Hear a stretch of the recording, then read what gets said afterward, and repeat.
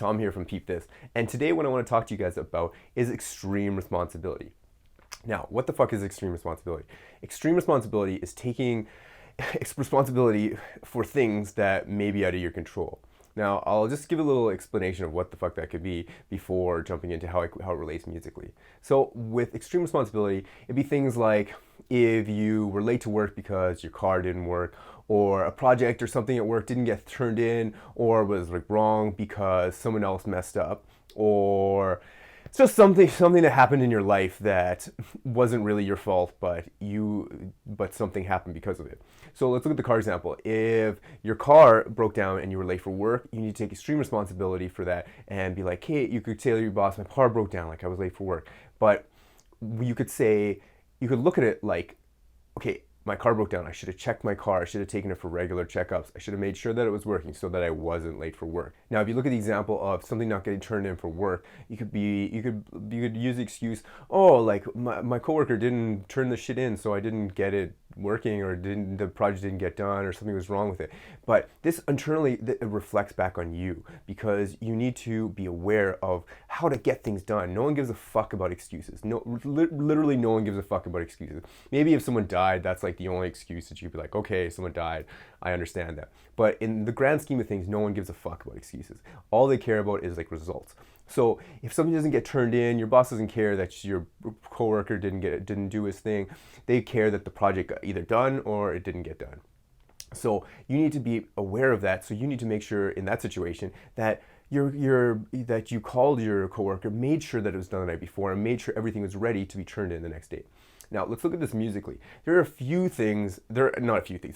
fucking tons of things that can happen when you're on tour in your music life that are all crazy and kind of just random as fuck that happened. So like an example would be like if you were on tour and the CDJs were all set up, but you went up to play and you were like, I'm gonna kill this so hard, I'm gonna go up there and rock my shit, and then one of the CDJs doesn't work, or it's not linked or some shit. You're like, oh, what the fuck, blah, blah, blah. And that's gonna be not a great experience. And you may have to like either shut down the show or maybe cut the time down, whatever. There's definitely consequences for that shit happening. Now you could take the path of, oh, like the promoter should have set that up, or like the sound guy should have set that up. It wasn't my fault, shit didn't happen. But this still results in the fans not hearing your music and you not playing for them. So you're not giving them what they want. And they don't really care. They're like, they don't give a fuck that it's the sound guy's fault.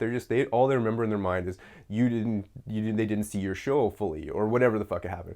So you need to take that responsibility on yourself. So you need to go to the show beforehand and make sure the CDJs work. Now, this is a really broad example, so I'll narrow it down a little bit. Just this week, I was trying to record videos, and I have this like little voice recorder that's attached to this mic, and I figured out now you have to press the record button twice so that it records. And when I did that the first time, I did an interview with Bombs Away last week, and half the interview was I couldn't use it because I didn't hit the record button twice. And I was like, fuck. I'm like, okay, I could have blamed him, like, oh shit, like I should have, it was the record thing, I just didn't know, like blah, blah. But I really took that on myself because that's bullshit. Like I should have fucking checked that out beforehand. I should have made sure that it worked and I knew how it worked. Now, another example of this is when we were trying to, every Monday we try to send out an email, and we have me and Tyler come together and we talk about what we want to put in the email, and we want to just give out value and pump it out to you guys. So we switched over from MailChimp to, GoDaddy email. And when we switched over, there was a different like learning process of how to do it. And we thought, okay, we'll meet on Monday, we'll take like an hour, we'll send this shit out by 9, it'll be sick, and then we'll be good to go.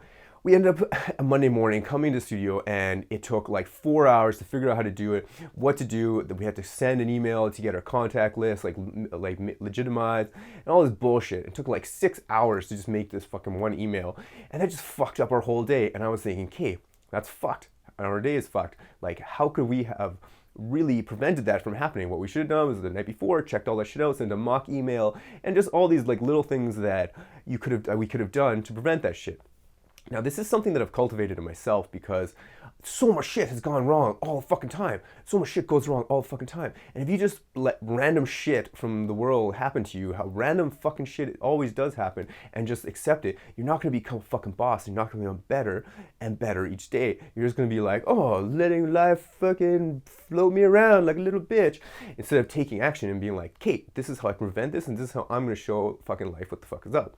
Now, let's look at this musically. So when you have a bunch of things you want to do during the week, you're like, I want to go to the studio, I want to make some fucking music. And then you get in the studio and you're like, man, it's either it happens or it doesn't happen. And you're like, oh, nothing's fucking coming up today. I can't do anything today. And that happens to me lots. And there's a certain, like, you have to start thinking about why the fuck that didn't happen. Now, you can always give it up to chance and be like, oh, just some things, like some days the creativity just doesn't flow through me and come out from my nipples into the screen. It just doesn't work like that. There is a truth to that, because the creativity does come from inside, and there are different factors that contribute to that. But you need to take extreme responsibility and think about, okay, when I got into the studio, what did I do when I got into the studio? What did I do before I got in the studio? What did I do the night before I got in the studio? What did I do the week before I got in the studio? So let's look, when you got into the studio, did you have the computer already on? Was it already prepped and fucking ready to go? Ours takes like 10 minutes to fucking load up and get Ableton loaded up before it's fucking good to go. So was that done? So you're not get into the studio and you're not sitting there like, oh, check Facebook. Oh shit, Tyler went to see Bad Moms last night. Fucking sweet. Fucking bullshit. It's training your brain to become like in a spectator mode and not a creative mode. Did you have a good meal before the studio? Were you all fired up and ready to go to get in the studio?